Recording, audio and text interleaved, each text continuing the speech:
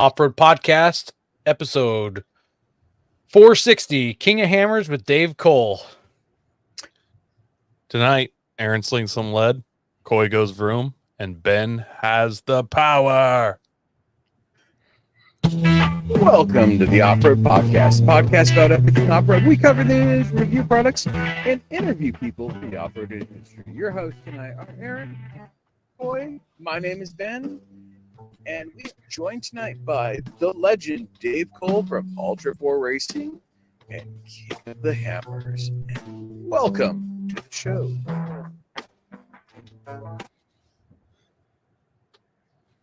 How's it going, gentlemen? It's going good. It's going good. I had a good week, a good weekend. Awesome. Coy, what made you go vroom vroom? Oh, I did the opposite of the show, and I went and did some asphalt race car stuff this weekend. Had a good time.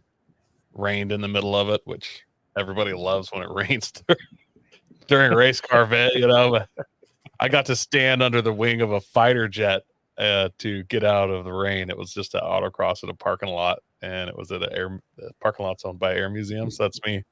I don't know what kind of fighter jet it is. It's a fighter jet, but I'm standing under there, supposedly working the course. That was my weekend. Wasn't too exciting. Well, you got to see Aaron Kravick. I did get to see Aaron Kravick. Yeah, I hung out there with a old friend. Yeah. And his dog. Yeah, his dog still doesn't like the Sinclairs. Yeah. It's out of my daughter. Let's go. You're talking about the Sinclair dinosaur? Well, that's my last name, but yeah. So a friend of ours has a dog that is nice to everyone, but for some reason tries to bite my ankle every time we're around. And then my whole family was there, and it bit my daughter's ankle this time, but no one else, just my family, apparently. Yeah.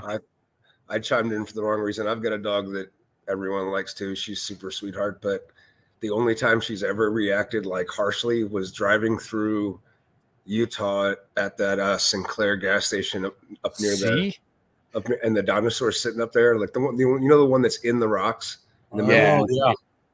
So we pull up to the thing and just park there, and Nikki just went berserk, and it was all because of the dinosaur. She wanted to fight the dinosaur.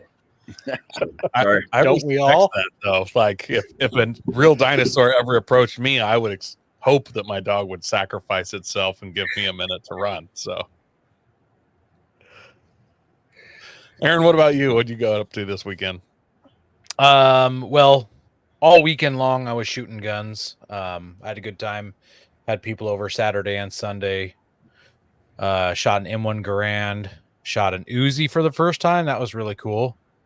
Tavor, a bunch of suppressed stuff that was shooting really, really fast, possibly full auto. I don't know. Just had a good time with guns.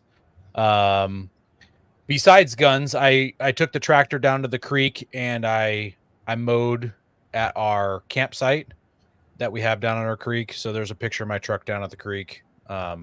It's so beautiful down there. I can't wait to use it all summer long.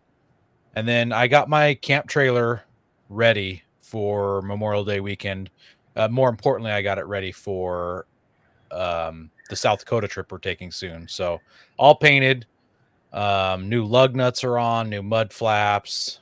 I opened up the rooftop tent, made sure everything was in working condition. I'm stoked to take it out. My wife and I went through it tonight, emptied out everything we weren't going to use because it accumulates stuff. So yeah, I'm excited to take that out. And that's it. How about you, Ben? I've been busy. It's been crazy. So I've got like a Ryobi 40 volt lawnmower and leaf blower, and now I have a chainsaw. It's right behind me. One of our batteries died, and I couldn't mow my whole yard with one battery, so I bought another one. And it was cheaper to buy a battery and a fast charger. And for $10 extra, I got a little chainsaw. I figured it'd be just big enough for the trail, for some trail clearing. And if I really need to, I can get a 18-inch bar for it. And it's the same. Is it one of the Egos? No, it's Ryobi. I was hoping it was an Ego because they just came out with an electric mini bike, which I don't know what it has to do with any of their yard work stuff, but it looks super sweet. Oh yeah, that'd be cool. Yeah, it wouldn't be hard to convert, electric bike. You dug a ditch though. I did. What I need to know about this ditch is, has your Forerunner fallen into it yet? No. Actually, so I pulled the Forerunner out of the garage because I was worried I wouldn't be able to get out of the garage with how much dirt I was moving. But fortunately, I did a little bit of measuring, and I've got enough room to get the Forerunner back in the shop still. Hang on. Okay. You were worried the Forerunner wouldn't make it over that ditch? No, well, it's the pile of dirt on the other side of it too. You're It's embarrassing us in front of Dave right now. I know. it's really embarrassing. Be cool. Well, I Be wasn't cool. sure how wide. I wasn't sure how wide of a ditch it was going to be with Dennis's excavator, and it's pretty narrow bucket. So it was like, oh, okay, because it's like just big enough for my shovel, which is 8 inches, so it's not all that bad. But now I can get the shop all set up. I'm pretty excited to Good. get power. Dave, have you done anything at all off-road related in the past week or two? Yeah, sure. Tell us Yesterday, about it. yesterday I broke down running the OG course with my kid and my friend Brian Reed on that MWAC car, and we took 3 trail bombers out and started the OG course. Except that I had lost a fuel pump after sunbonnet, so I had to get the toe of shame home. Toe of shame. I think I have started to actually try to run the OG course like 4 times and have only ever finished it once, which is kind of funny. But we always usually do it as a trail run. Yeah, I got to spend a lot of time running around going fast in my fun fast car. And we made up a new thing, and we kind of shot a pilot episode of off-road karaoke. It's kind of fun too. Just going like 75 in the whoops while trying to sing along to Fleetwood Mac. It was I wasn't singing; it was someone with talent singing, but I was trying to make them not sing very well. It was sign me up. It was it's. I think we're gonna do something with it. It's like we have people like it's a thing like. This is how the dumb things happen. Like we'll be sitting around, and all of a sudden it's like, oh yeah, we're doing that now. So yeah, that happened this week. I think we made that up, and we're doing it this weekend. And I mean, we shot a bunch, and we know the concept works. And it's really funny is because it lets us practice all the things that we need to be able to do to shoot a live show. We get to do it while we're just goofing, right? And we're not necessarily goofing, but without the pressure of it. So it goes hand in hand. It's going to be a great opportunity. I'm looking forward to it. That sounds outstanding. Do you have lots of friends that are good singers? 'Cause I think the whoops would actually kind of be like an auto tune for my gravelly voice. Like oh man, I don't know. We'll see. There's actually there's some people that people know. It's pretty crazy how fast it's come together. But so, what Fleetwood Mac song? Out of curiosity, was it Dreams? No, it wasn't Dreams. I don't even know what I don't remember now. I was too busy just trying to drive fast. Once I started singing, it just became a fun thing. It was really cool. So nice. That was the first round. The second one we actually filmed, I wasn't even driving. That's the cool part. You couldn't switch drivers and switch singers, and you get to see people like it's like, you know how like the whole like take a picture of someone like when they're going through a roller coaster, you get that one snapshot of everything stripped away, just the fear and everything. Well, now you got a whole video of that while they're trying to sing. Really kind of cool. I love it. I feel like you should be able to get every country western singer to do this. Like that's right up their alley. And then they could write a country song about doing it. Like off-road karaoke sounds like a country song in itself. If we actually drive backwards, will their dog come back to life? The train just hits it in reverse. Okay. Yeah, that's awesome. Yeah, so that was I got to do. I got to go out and play in the Centurion. That was fun. Yeah. Nice. See, Ben, you were afraid you were going to stuck in a ditch. Now we're embarrassed. Well, I mean, isn't that my thing is to get stuck in ditches though? It's true. That's true. We also want to thank our sponsor, Patriot Patch. Head over to patriotpatch.co and check out their selection of great patches, shirts, cleaning mats, signs, and stickers. You can also join the Patch of the Month Club for $15 and receive a patch, matching sticker, and artist proof each month.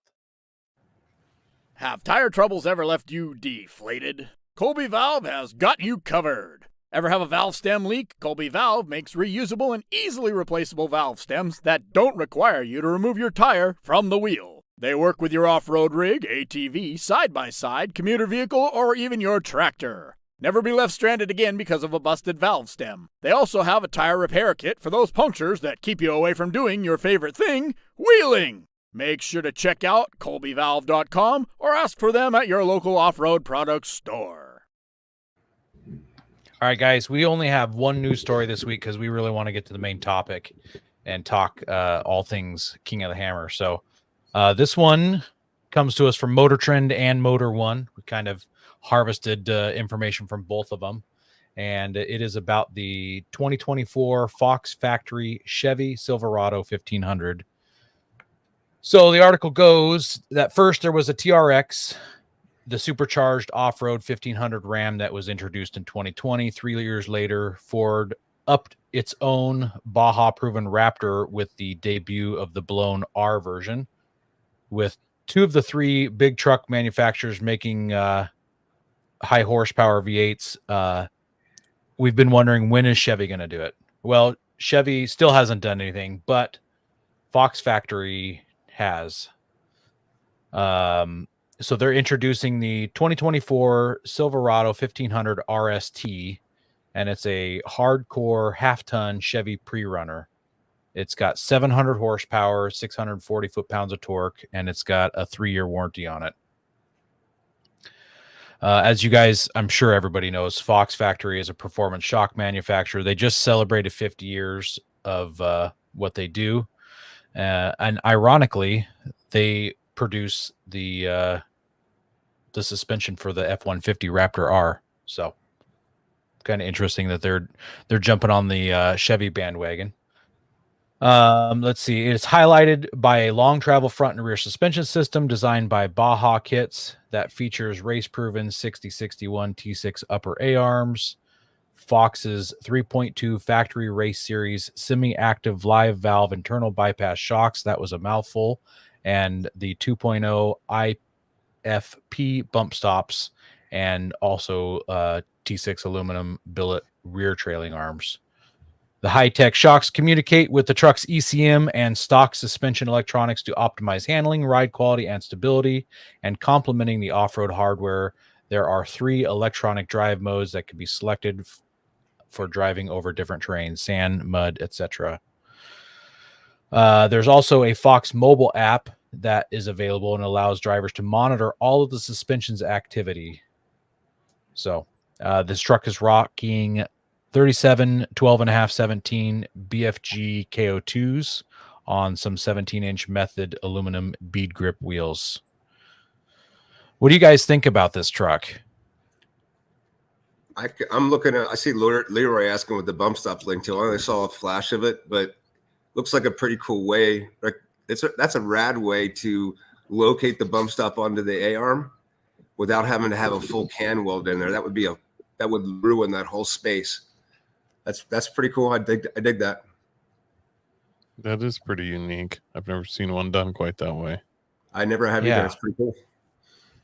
I'm proud to work with Fox Factory on our KOH Bronco, and that they do incredible work. I mean, they build our cars for us, and absolutely amazing quality, rad coming off every time. And yeah, I think it's cool they're doing Chevy stuff. I mean, Chevy's not going to do it. There's a whole bunch of people deciding to drive Chevys. Absolutely, for some reason. I do like that Chevy has just let this market drop this entire time, so somebody else is like, oh, we'll jump in and use. Yeah, we can do that. Yours. It's funny. I hope that it's the exact Put it on same suspension as the Raptor, though. Like they can just use both have the same suspension. That'd be cool. I don't think so. I'm sure One thing that was missed in this article is this truck is only $210,000. Yeah. That's the exact Well, silence I expected to hear after saying that number.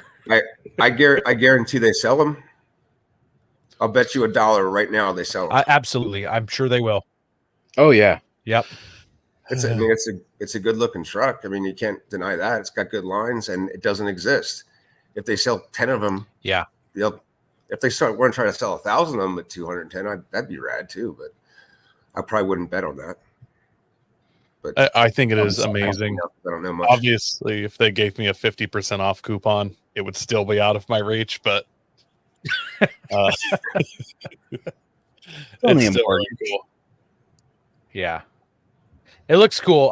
I love everything they've done with it. I think the front end looks great. It's almost minimalist. It's not over the top. The suspension looks wild. So Somebody in the Yeah. comments says only 200 will be manufactured. So that's a fair amount. I thought it was 500. Let me double check. Well, that's millions of dollars worth of them that they'll sell. So it's still pretty cool. Yeah. It says that they're planning to build 500 of them. And I'm sure all 100 of them will sell. Yep, they were 100% sold. And I'm sure a few princes in Saudi Yep. Arabia will have them. They'll turn them into 6x6s. Diversity's cool. Different things out there's cool. Absolutely. Yeah. Yeah. It's always nice to see the diversity out there with the market. Well, why don't we jump into this main topic, shall we? Let's start off with the Fast 5 facts. New or old vehicle for you, Dave? Old. Summer or winter camping? Probably summer, I would guess. Sure. Rock, sand, snow, or mud? Rock, sand, snow. all of the above, right? I didn't say He the didn't fourth. say mud. No. Yeah, that's He didn't say mud. I just got reminded today is the anniversary, I guess, of the worst weather race in the history of our sport. Oklahoma. Oh yeah. Whoa. That was, I guess, today. So some years back. Anyway, go ahead. Favorite vehicle brand? Ford. I could honestly say that, and I could back it up like in 1 second. So yeah, no, Ford. There's no way. Come back to that. Yeah, I could back that up in spades. I'm a Toyota. I was originally a Toyota guy. I worked with Jeep with our company, and I proudly drove a JL when they came out, and I enjoyed being around that. But I've never been a Jeep guy. But I was a Toyota 4Runner guy. A Toyota like Marlin, Bobby Long, the stuff back then, but I was a Bronco guy even before that. My first two cars were Broncos, and my first thing that I ever took apart and put back together was a Bronco, and mostly what I'm rocking now is Broncos or some variant of a Ford. But And favorite tire? depends what I'm doing. Honestly, I can tell you unequivocal. I mean, depends what I'm doing. If I'm rock crawling, I have the you cannot beat BFGs.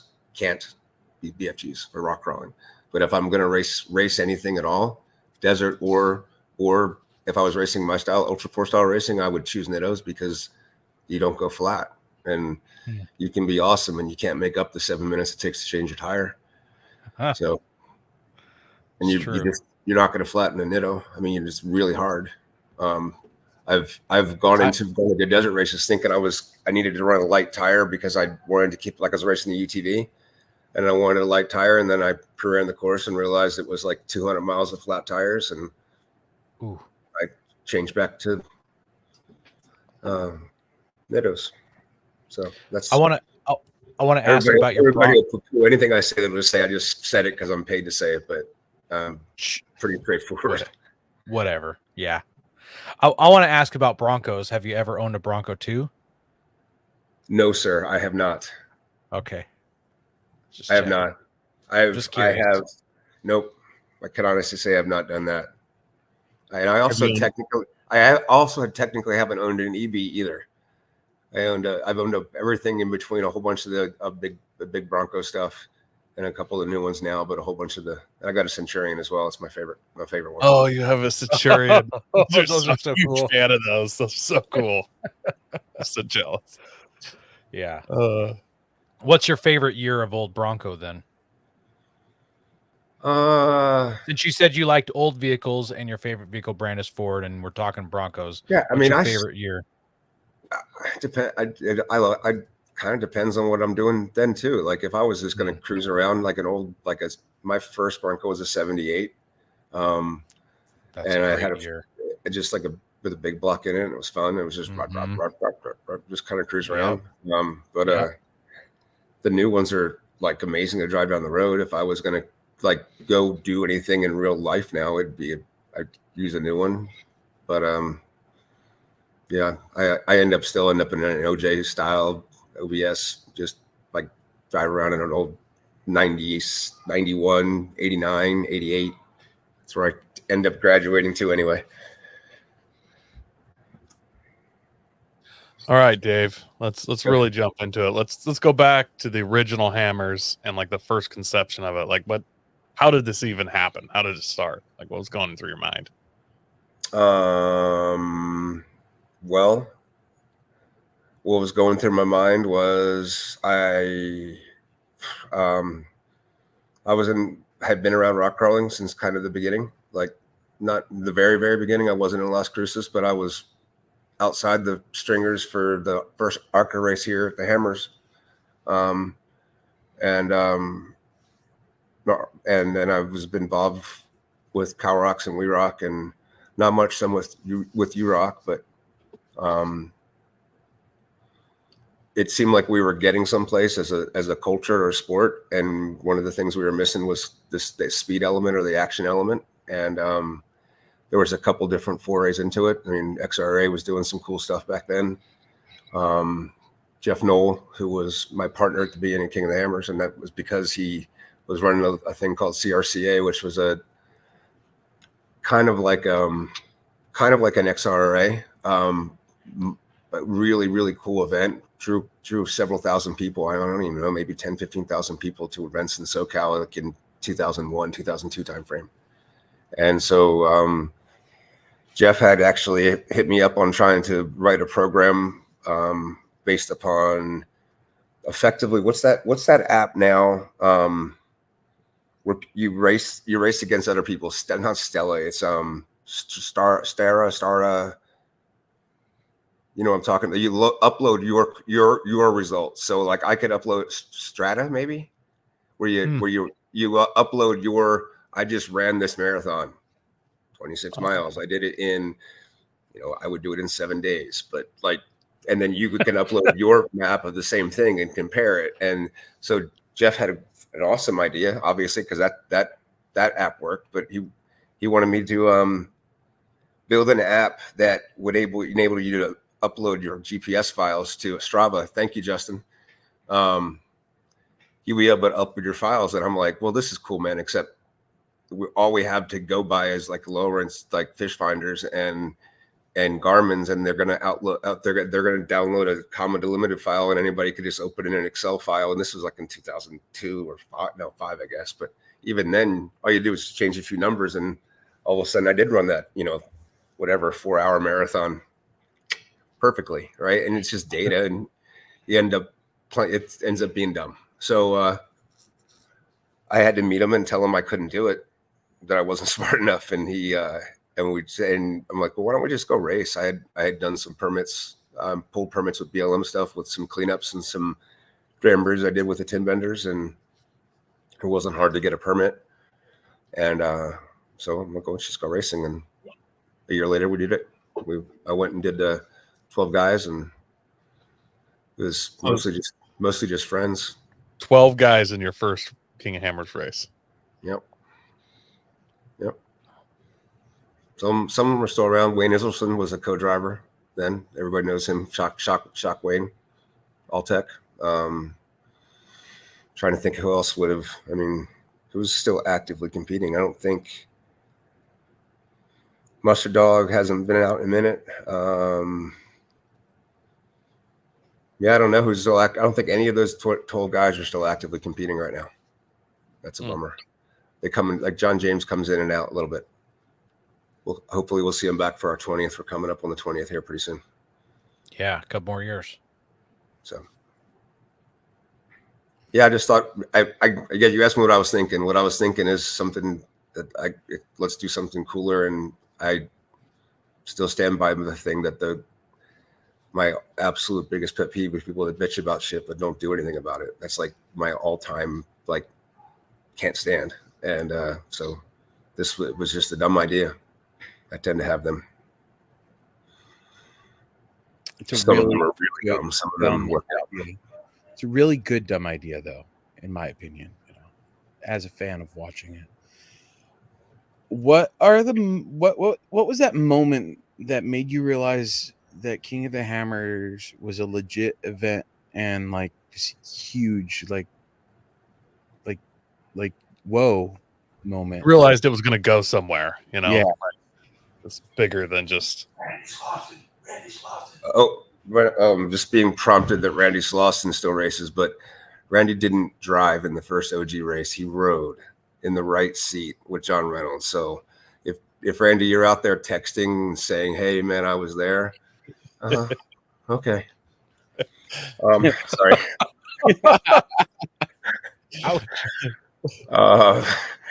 When we, I can tell a story that I've told just not a lot, and I'll try to tell it really fast. The bottom line is it's like 2012, and JT and Chris Bolger and I went to Europe to find places because we had already raced 1 year in Europe, and only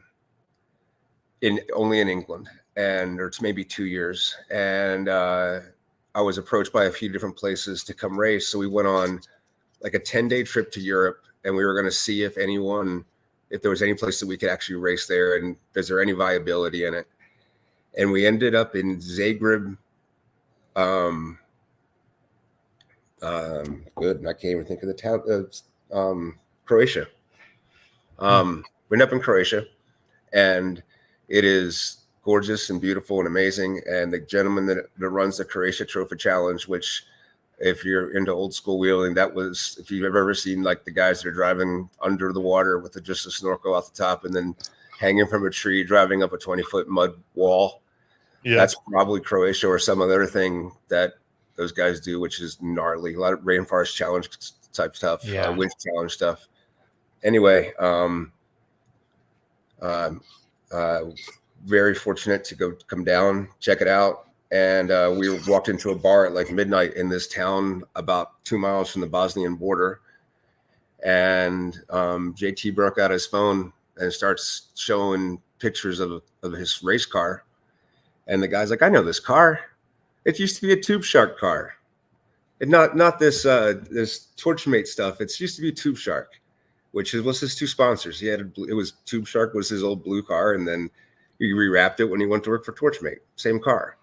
But the dude in Croatia pulled that shit out of thin air by looking at pictures on his phone, and then proceeds to go on and say,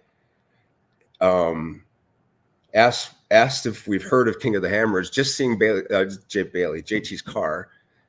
He asked if we heard of King of the Hammers, and I said, yeah, this guy races it. And that's when they started getting into more pictures.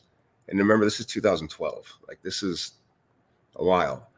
And I go to walk away because at this point my head's pretty much blown up. Like, I'm like, this is not happening. Guy's like, you have a jacket of Hammer King Production. That's the company that runs the race. I said, yes, I do. He's like, but everyone has gray jackets. Only Dave Cole and Jeff Noel have blue jackets. You own King of the Hammers. And I'm like, whoa. And so it turns out the whole concept of I'm like, she speaks perfect English, but he could never go watch the Trophy Challenge, which is his local race, like a mile from the bar, right? Because he's always working. He's always working because there's like 50,000 people in town for the race, and he's making money, right? Gotcha. So he watches the trophy challenge on YouTube. And if there's that, if you like this, you might like this. And that's how that guy became our first Croatian Ultra Ford fan. And he was like past Uber fan, knew everything, knew everybody's names, knew everybody's cars, all from YouTube. Wow. That's when I realized that even though we couldn't, I mean, we were at that point, our biggest thing was trying to make enough money to even film a TV show, let alone find a way to be on TV. And the fact that we were making that impact with just nothing but the internet was like, okay, maybe, who knows? And it went from there. It's been pretty crazy. That's so cool. It's been a fun ride. Yeah. Hammertown, it's probably the fastest growing, fastest disappearing town in America. Can you tell us some evolution of it Whoa. and some of the crazy things you've seen as you watch it grow? Right now, Tim Pellegrino is downstairs and Tara Hunter is maybe watching from in Utah, and they're both looking at the screen going, is he actually going to say something? Because I'll go ahead and give you news about Hammertown. It's like now that no one else knows. But yeah, fairness to Jeff coined Hammertown. I'm certain he was the mayor of Hammertown. When we opened Hammertown, Jeff was the mayor. In fact, I believe that was his idea, was that sign that's sitting behind you right there. But really? yes. But where was I at with that? Hammertown. Yes. So the evolution of it, I think we've actually run we've had our run with the way it is. So we're changing it for next year. Dramatic. Really? Oh. It's not, I mean, it might not, and please don't flip out and call Tara, because this is all things going to be backwards. This is how it gets bad. We're gonna try to turn Hammertown into more like a Olympic Village. The racers want to have more security and more opportunity for them to be able to hone their craft and prep for their race and not have to be in the middle of a concert venue. And the people that are coming for the race don't necessarily want to work their concert venue around us racing. So we're going to move the commercial aspect of the show up to where the Ferris wheel and the other stuff was. That's what our plan is. I have no idea how we're doing it, and this is literally how we've done everything, which is, that seems like a cool idea. Let's try it. And so I'm fortunate that seems like the BLM and the county, we're going to be able to work through the things. There's a couple of things that are still way up in the air that haven't been worked through yet. So I'm definitely on working on a net with this one, but that's where we're going. So that will allow us to be a little more flexible in the show itself. We'll be able to clean up, set up faster. And more importantly, the bigger thing is, I'll be honest, I mean, budgeting hasn't always been a thing for me, right? And this year like over the years, we've gotten better at it. And this year, like, we were actually trying to run it as a company, and we came to realize that it costs $750,000 to have the infrastructure in place to be able to go buy 32,000 gallons of diesel to power Hammertown. 32,000 gallons of diesel in $750,000 of rented generators and cabling that we tear out of the ground as fast as possible the second it's over. I'd rather build an infrastructure where we have bathrooms year round out here, or EV charging year round out here, and have the infrastructure to support that, because we built for a city for 2 weeks, and the rest of the time it was just people having bathrooms that actually flushed and that kind of stuff. I'm down for that. We have the land to do it. We have the ability to do it. I'd rather invest the money that way. I don't know how to do it yet, but that's another one of those jump out of a plane and figure out how to make a parachute things. That's intense. I mean, when you're spending that much money though, like every That- year, and you plan on going indefinitely, at some Yeah. point, you got to invest. So So I mean, we never. I mean, our first budget for the first King of the Hammers was $30,000. I know that number for certain because Jeff $30,000. It was the entire cost of the first event. That was permits, because we got permits, and this isn't the 12-guy race. This was the 50-guy race. So that was $30,000, and the prize was a toolbox from Brett Porter and at Tool Chassis, Western Fab, and yeah, it's come a long way. Like now it's it has. 13 million or so for the same budget. crazy. Has there been any products that you've seen developed out on the King of Hammers course that you were instantly like, I need that? Have you seen any product development that you've Independent front suspension. You know, Fair. I mean, I don't know. Reed transmissions, 10-inch gear sets, competition lockers from ARB with extra boost in it. So every 40 spline locker, every 40 spline axle made, period, because they weren't there before. There was no need. Like everybody was like, I mean, Camo did the Camo 60, but I mean, that was Camo. I mean, I don't know if you know who that guy is, but he's like, I mean, that's all prehistoric off-roading shit. Like there wasn't like almost everything you see in performance. I mean, live valve shocks were built out here, built on trophy trucks, built on off-road cars and Ultra 4 cars. 100%. The Bronco that, I mean, this is going to sound dickish, but the Bronco was literally built here. I mean, like they came to Johnson Valley and said, we want to be able to do this the same way that I mean, truly, Jeep does not release a product until it can drive the Rubicon. That's a fact. They do that. That's how they came affinity to the Rubicon name. But Ford's taken that same approach to the Bronco with the Hammers. I mean, if you can't drive up Turkey Claw, you can't drive up Chocolate Thunder or any of the trails we have here, then it's not ready to go. That's rad to me. And so I don't know. But hope I didn't come off all. No, that's what we wanted to hear. Like that's a lot of those I would have never thought of. And a lot of that came just pouring out of me. I'm sorry. A lot of the one when you just said independent suspension, like I didn't really think of it because like it exists as what we know in daily, but not in the KOH race. Like that's a fairly new off-road thing. And so you're personally responsible for every Toyota guy that gets in an argument with a Jeep guy, and then he points out that KOH cars have independent front suspension and not solid axle, so his is superior. And then just millions of arguments on that. It's like, it's not quite the same. But I had like, I think probably like the 10th kit that All Pro Off-Road sold of their solid axle swap kit from an 86 400. And like, I'm embarrassed to tell you, I wish I had the pictures of the welds that I used to get it from there to a competent welder driving across the mountains. Bad ideas, all bad ideas. But yeah. Lots of cool stuff's been built. I think it's cool seeing the amount, the engineering,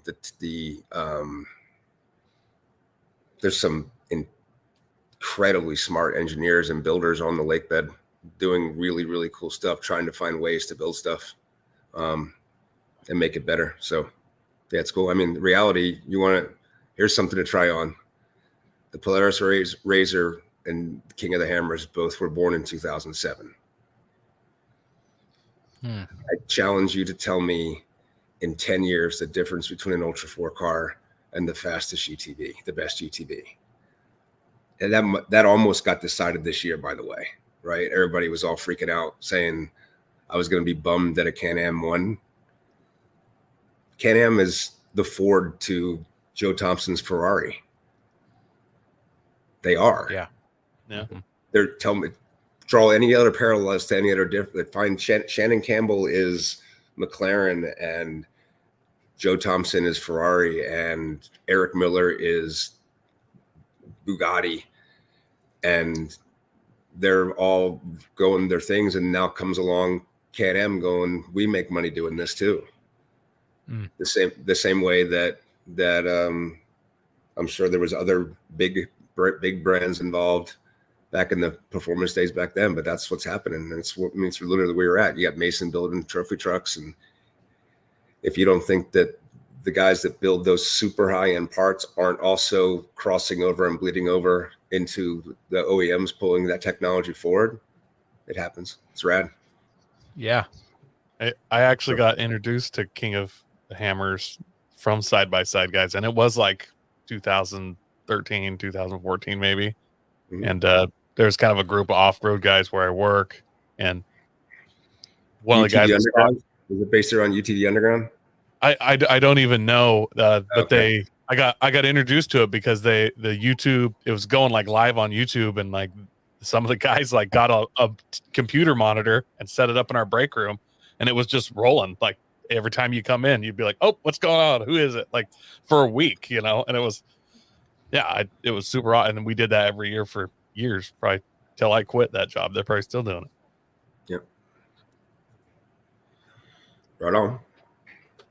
So are there any new racers out there to keep an eye on? Well, I think Paul Wolf's answered that question over the last year and a half. He's wins every single thing he touches whenever he touches it, right? So past that, I think there's 20 or 30 out there. I think there's more contemporaries for Paul Wolf. I mean, Kate Rod is not far behind. Kate Rod is hungry and pushing really hard. I'll be honest, I'm almost detached from the competition side of it at this point. Like it's hard for me to keep up, but you can't ignore results. Like, I mean, I went to Bowling Green, and he, like, every time there was a race, he was the person in the front of the pack, and no matter what class he was racing in. So it's tough to beat. I want to talk about the race classes. So how did they start out, like when you're in the beginning of building King of the Hammers, and then what are they like now? How many different classes? How diverse? Sure. When I started, that might be a whole lot, but no, I can make it real quick. When we started, it was actually a pretty good joke. There, another thing you could find if you dig up the history. But when we started, it was just what now is the 4400 class. There was no rules. It was unlimited. No performance rules at all. And over time, the only thing that we've added as far as performance rules there is just is regarding tire balls, which is kind of was a sticky subject for a while, but is a thing. There is in, I would say 2013, my timing could be rough, but somewhere in there, we created the Everyman Challenge race. With the UTV race, it had existed about 2 years earlier. So the second class was UTVs. It was unlimited in the day before. And then on the day before, on Thursday, was UTVs. And then we added the EMC race, and we moved the UTVs to Wednesday, and the EMC was stock, modified, and Legends. The purpose of the Legends class was we were seeing, because of IFS and because of just the advancement in the series became more attractive, so it attracted more money, and it attracted all of a sudden you had 25 or 30 teams that were vying for the win, as opposed to 50 teams or 60 teams vying for a given win. Makes sense. And when that happened, we started losing some of those core racers, and the Legends class was a great place for those cars to go keep racing and still get their Jones, like do it, not get priced out, because it was a trophy class. There was no purse at all. Entry fees were cheap. Rules were really simple, just 37-inch tires, go. Solid axle and 4 shocks, and we just made it easy. I think one of the things that help with the classes is by keeping the tire size. And this is another thing that hasn't been talked. We haven't talked about it publicly yet at all, but I think I would like to think pretty soon we'll probably up the stock class tire size to 37s as well. And then it'll just be 37s and unlimited. There's not a whole bunch of recreational wheeling still happening on 35-inch tires, at least at the level of courses that we have to offer the racers. It's hard to build a race course that challenges for a 40-inch Ultra 4 car, and then I can even put a stock car on. Yeah. So that'll help, and that'll probably attract more racers as well. We'll grandfather it in. Everybody that's going to home and freak out now, we'll grandfather it in, and we'll make the transition appropriate. But I just think over time, that's probably where it needs to go. Yeah, that's it. Those are the classes that we have, basically formalized what desert racing looks like to us as far as just 8 classes, but there's only whatever the 5 counting UTVs in Ultra 4. Is there still an EV class? I remember there was something about a military class. Did those not have enough of a following or anything? No, or they do, and they do, and that's what. That's the reason why they're probably not going as strong is because I just did that, right? I just mentioned the things that we've been core of, but the reality of it is last year we added a military class. I would love to see that grow. I'm stoked to see what the Martellis have done with it and what Nora has done with it, being able to race with some people down at Nora that were coming down with from the military. We've always had different military programs involved with our racing, but they weren't around military vehicles. So yeah, I think it's cool. EV class, I still am absolutely committed to. I obviously went way deep down the rabbit hole trying to get a spec class going that is still not off the ground yet. But I know that we're still going the right direction when we do have that opportunity. I know we'll make the best of it, but right now the only EV cars running are people that are building their own, and we've seen 2 people come to the table with that. And both of them have been able to finish the desert loop now at this point. Both Kyle Seglin and the Silvas. Yeah, we had Kyle on the show, and his Toyota really wicked. Yep, that Toyota's got history. That's a good car. So, what else I got to answer for you? How long do you think it will be till we see an EV take an overall win? I honestly don't think it'll ever happen. I mean, too much of a drain on a battery and stopping for battery changes, and I think that I believe that I think that an EV is more drivable, right? I think you can tune it, and if the guy that's the EV RS1, okay, you can either race in UTV or you can race in EV class. Either one you want to race in. The rules are on the website. Let me read that question. I'm building an EV RS1 for the next KOH and would love to know what class I would be in and expectations to race it. So UTV or EV class? Yep. You can race an EV in UTV, and you can race in the EV class. You can do either one, and you can meet. The rules won't even change as far as the spec or the tech. You get to decide where you want to compete. If you want to compete in the UTV class, you're going to be in the rocks too. If you just want to go around on the desert loop, then that is the EV class, because we aren't asking them to go through the rocks yet. Not enough. There's no one come to the table with the ability to get enough power around the race course to finish 150 miles. Yeah, it just seems like, I mean, all these EVs are basically, they've pirated a Nissan Leaf or something, but with more Teslas and Rivians, and now the Cyber. Like, seems like there's a lot more EV parts that are better to be pirated to build something. So I'm hoping the next 4 or 5 years. Yeah, I would love to see that. I am absolute fan of I'm a fan of all new technology. But I don't know. It's just, as I'm until the battery cells themselves change and we're at a better than 1G kind of whatever, or 1C, that, you know, if we start getting to multipliers of ability to contain power, then possibly.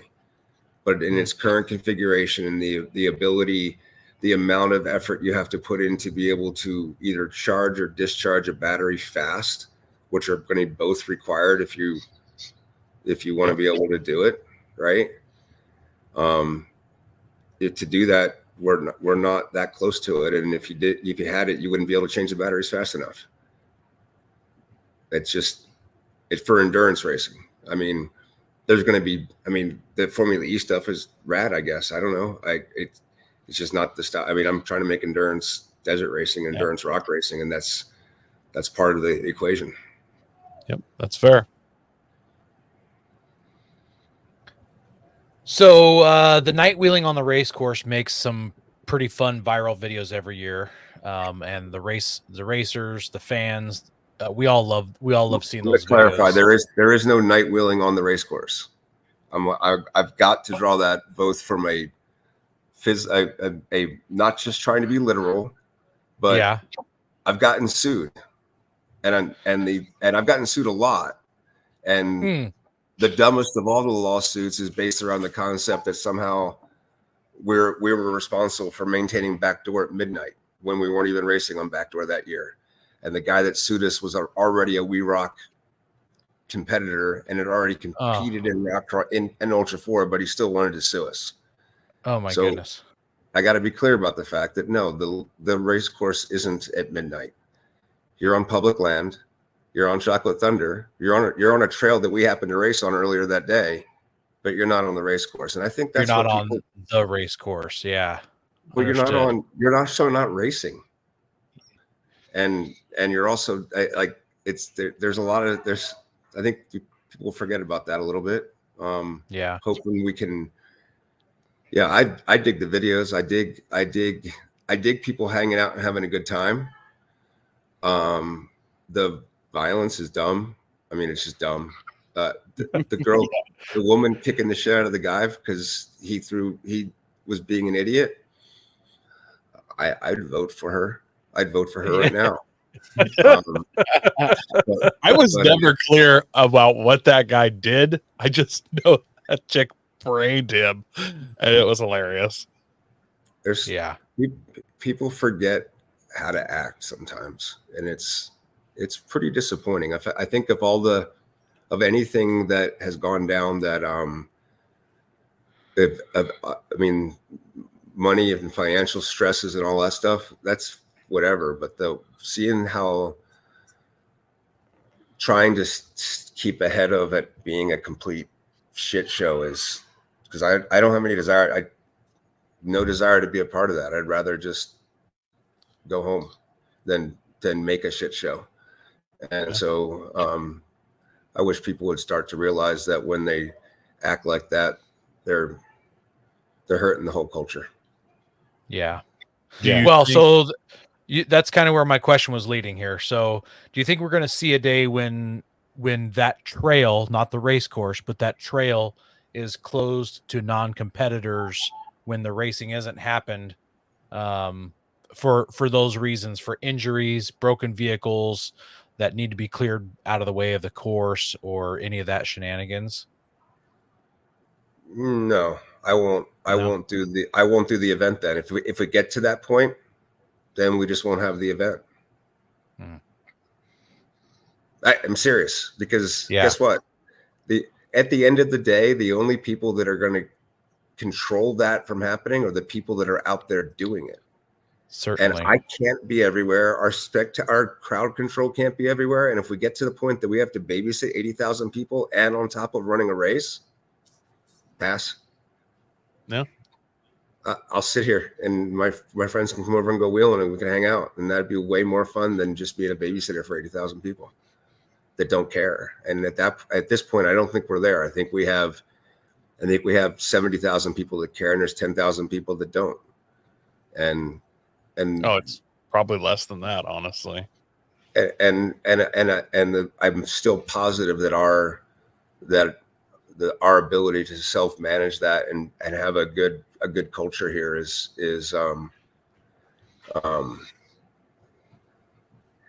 sorry, I'm getting. I have a. I guess it's okay. Is that all right? Is that allowed on the show? Yeah. Absolutely. He's good for a Watermelon few more tequila. questions. It's not as fruity as you think. This is actually tequila and watermelon juice, but that's tahini around it in it. Okay. It is refreshing, gentlemen. I'm not gonna knock a fruity drink. I'm in. No, it's like a watermelon margarita. Sounds amazing. Yeah. Just to piggyback on that question, how do you guys? Because there has to be a ton of, I'm not gonna say abandoned vehicles, but there has to be a lot of vehicles that break that are. Then the course has to go live at a certain point, and yeah, they wear on. It's never been a problem. Never. That's insane to me. me. I mean, when I say never, so the biggest problem ever has been the rock that rolled down in the middle. Well, magically rolled down in the middle of the night in Chocolate Thunder. We woke up. We had raced all week, and we got to the 4,400 race, I believe.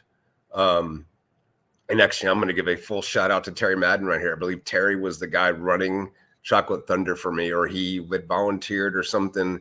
And they went out there and they cleared that rock out of the way after the race started, but before the racers got there. It's like, because, Chocolate Thunder is going to get people at 1 o'clock. Our course workers don't go there at 7:30. They go there at 8 or 9. Well, they got there at 8:30 and Chocolate Thunder was not passable. And they worked their butts off for 2.5 hours and got it cleared 45 minutes before the racers came through. Nice.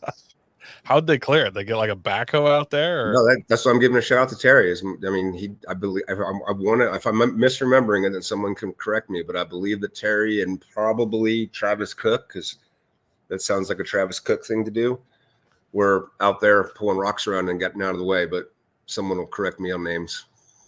I tend to miss them up. All right. Well, we got one last question here. Do you still get to drive the race course? You kind of alluded to that earlier, driving the original one. No. I drive every race course that we make now. I drive it completely before. The last GPS file that goes out is my drive, my pass of it personally. And then I still we kind of made up a stupid game, but it's fun. And that is that I think you need to be smooth to be fast. I think if you're not smooth, you're tearing up the car. It's kind of not a subjective thing. It's pretty real. So yeah.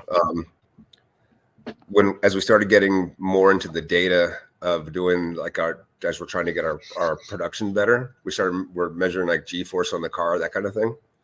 But from a rudimentary perspective, if you count every time you hit a bump stop or you hit steel on a rock, like diff out, trailing arm, hit a bumper, anything that makes that right, that happens, it's a point.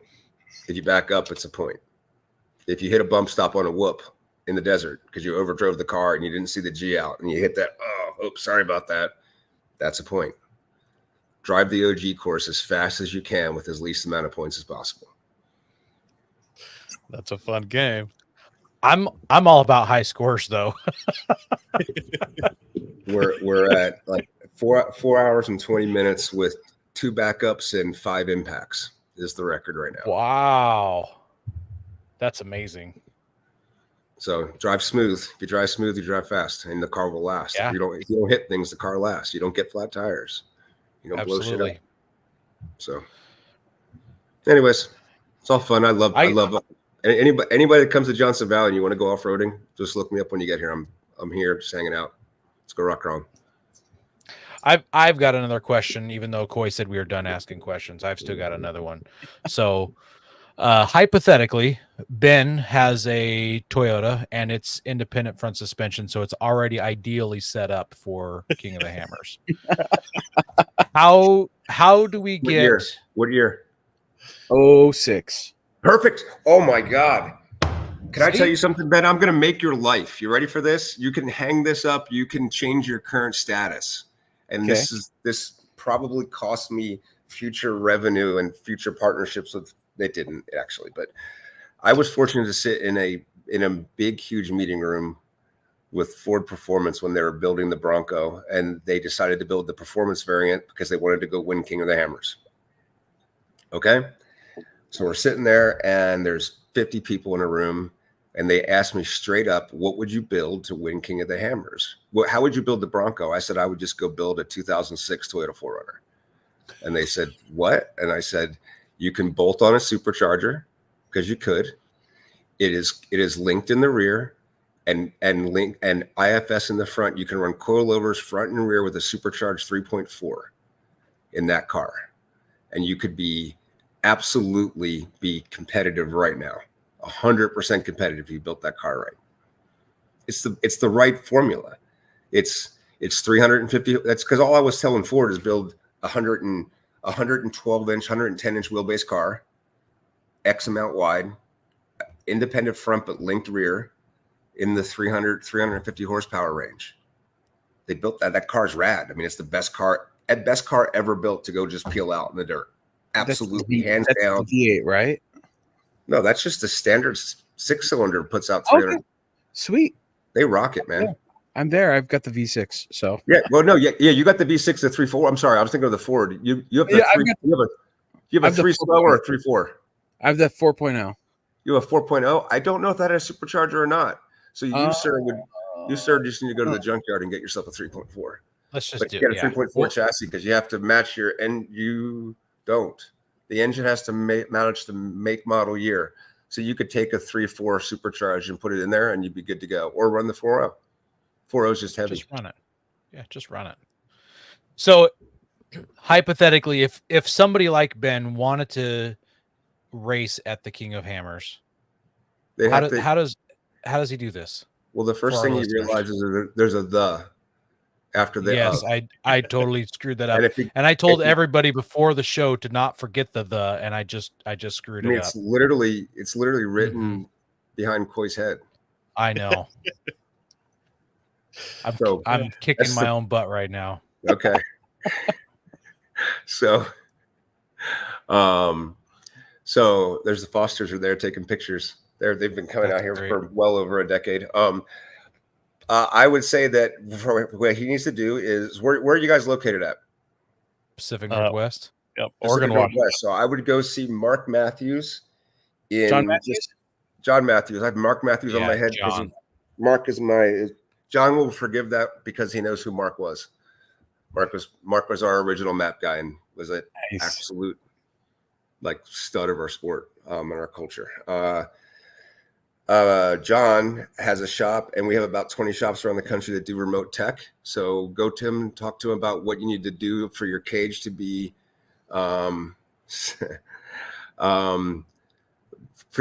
legal. He can walk you through that, but you should read the rule book before you do that because I would tell you the same. And then you can tech your car up there before you come down and not be stressed, and then know that you're going to pass tech and know that you're going to be good to go to race, and then just do the things, man. Nice. Just do the things. Just do the things. Yeah, I've known John since I think it was 2010 is when I bought my two-door Jeep JK, and he lived right down the street from my store I worked at, and he'd come in every morning or so with his Jeep, and I've been out wheeling with John. I love the guy. Yeah, Mustache John Matthews. He's one of the foundational members of the modified class. I mean, literally from the beginning, it started to where it's at now and how it's grown. Yep. David asked, could we please do an OG race course shootout? David Kempston. You guys know David? Have you met Dave? No, haven't. Not familiar. He's a rad dude. He is out of Australia, and he brings over. He's responsible for all my immigrant labor. I can't say that. They're not actually labor. They're volunteers. That's actually the best part about it. But there's a whole bunch of Australians and Kiwis that want to come over and help. and they get to come to the States and get to go to Vegas and do their 3-week vacation like anything else. But then they get to see King of the Hammers from inside the ropes and get to go wheeling with us all the whole time. And it makes making the event fun. So Dave's a good dude. Sorry. all That's good. awesome. That is awesome. Well, one real official last question is, where can our listeners find you, Dave, and everything King of the Hammers, Ultra 4 Racing, all that?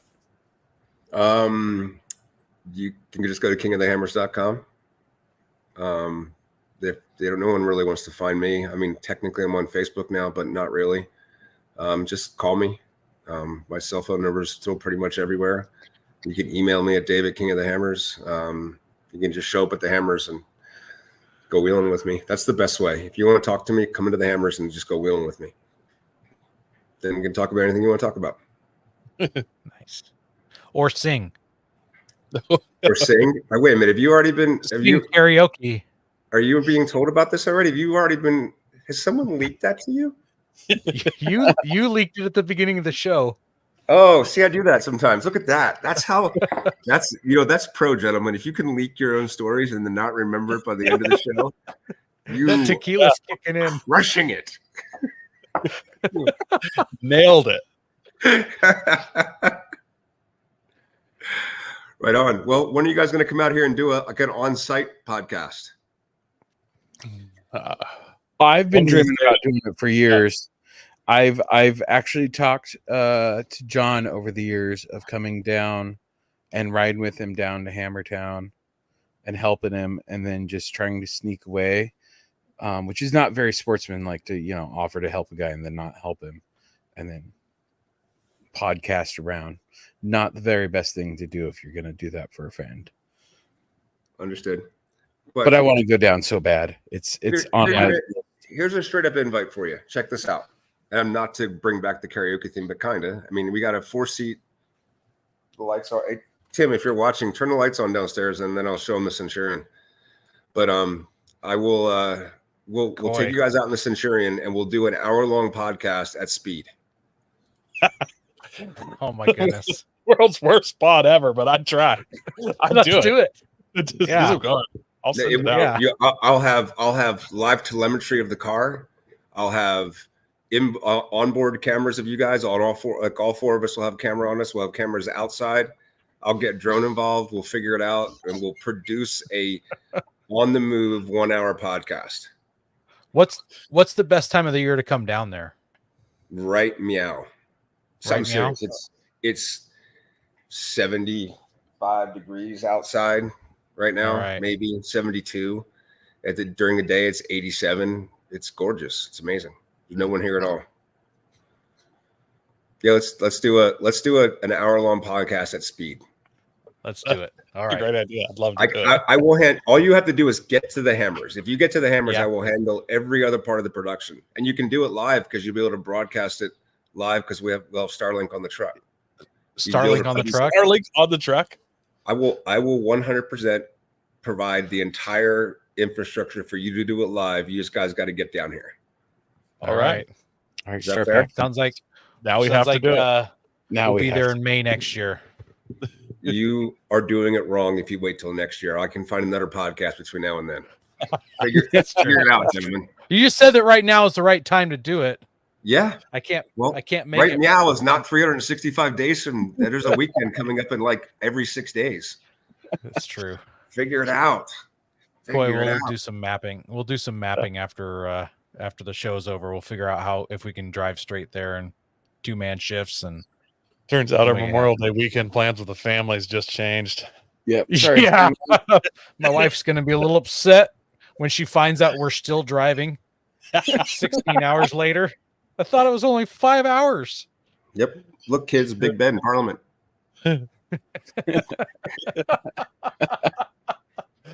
I recognize that.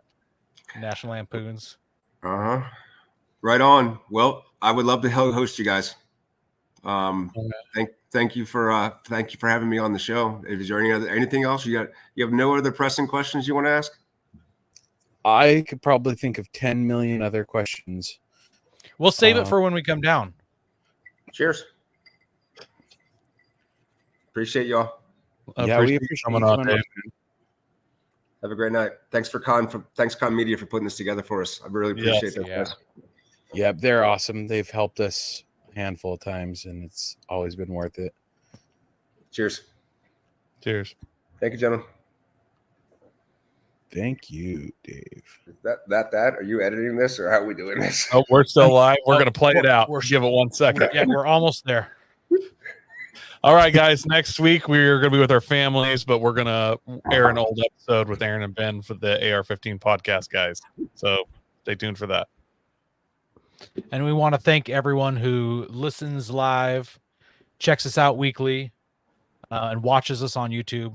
You can find us here every week, Monday nights, 7 p.m. Pacific.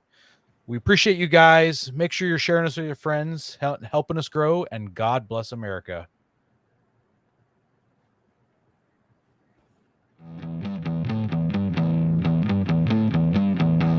Don't forget to visit Patriot Patch and join the Patch of the Month Club. Check out our Gaia affiliate link for up to 40% off. Also, don't forget to head over to Warren Colby Valve and 4 Patriots to see all of their great products. We are a proud part of the Firearms Radio Network. Got a question or comment? Send it to us through our Linktree account or by searching for Off-Road Podcast. Also, you can listen to us live at overlandradio.com Mondays at 7 p.m. Pacific. When off-road, please remember to have fun, tread lightly, and be safe and courteous. Thanks for listening.